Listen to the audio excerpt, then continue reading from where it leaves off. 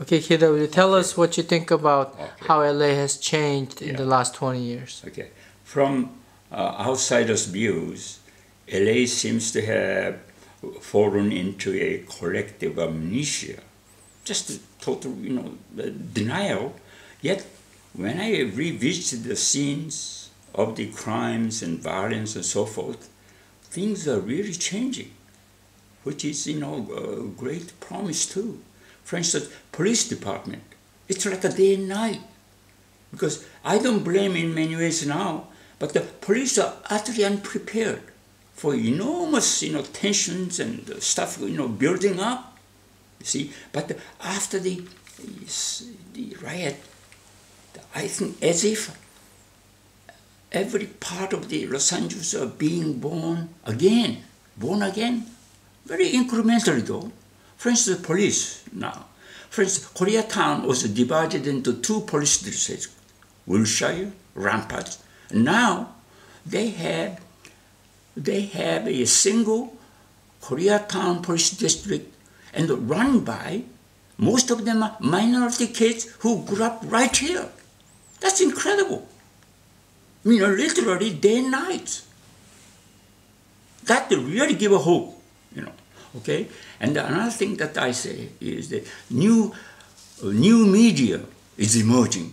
And has an incredible promise to break down all the conventions in the communication gap.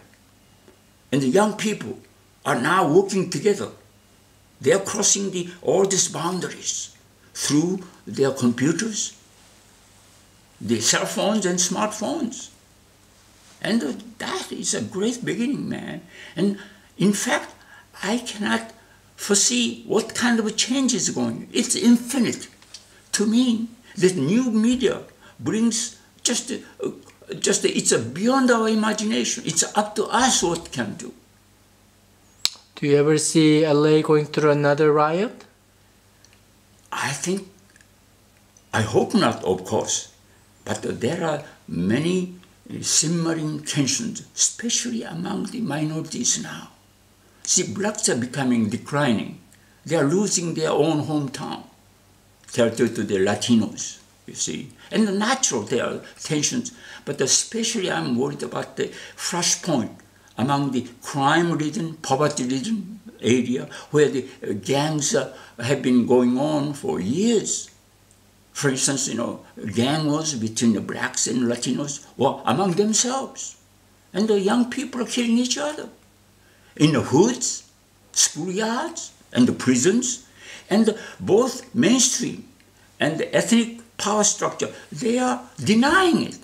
They are not talking about it, man. I think that is the most potent flashpoint now. And I think, it requires national attention. But of all, it requires minority leadership. They must be honest to talk about it. You see, all the minorities have been trying to ignore it. But the problems are persisting. And this is the greatest the challenge to the police department too. But it requires the honest debate among minorities together. Because this is our neighborhood problem. But it has been, believe me, it has been ignored by our own minority leaders for ages, for 40, 50 years. I used to cover the prison gangs, mostly blacks and Latinos, and even new Asians coming in. You see, but this is an incredible story. This prison system is an absolute failure now. And all what's going to happen? We are producing new wave of crime. I mean, these things have to be accepted and challenged and solved by our minority leadership. There's no other way. See? What does the mainstream society and multimedia corporations and businesses, what kind of responsibilities do they bear in providing economic opportunities for displaced young youths in these inner cities? Well, get to the specific, now the media. As I told you, I'm talking about there are conventional media and the new media, as you know. But so I cannot speak with the new media people. They are all mostly young people. You see. But now, communication mode is multimedia. Print is ice age now. And as you know, newspapers and publishing companies are going out of action. You see. That's why what I'm trying to say is that the mass media, to be very frank, I have absolutely no confidence in them. Because the nature of the mass communication is they have no conscience. Their bottom line is rating. You see, that's why we have to really educate and expose a new generation. That, they are not only, you see, I have to, as one of the first minority reporter in the white media, I sensed immediately what had happened is that for ages, the white media have held onto predatory bird's eye view. While the ethnic media for hundreds of years have to maintain their own worm's eye view. So we have two views. And to become a great, honest reporter, editor, we got to accept both. Not only bird's eye view, but the worm's eye view. And this is where the majority mainstream media is lacking.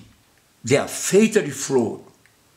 They only lived, and there was no challenge to them. That's why they maintained this bird's eye view, mostly predatory. That means they are looking for the violence, race, you see, sex. That brings the rating, you see. But they forgot that they have an obligation under the First Amendment to cover everybody, you see. But they cannot do that because of the nature. Only people who can do it is a new generation, who can learn, not just, American Constitution or mainstream, but the minorities. Not just black, Latinos, but Arabs. They are coming new.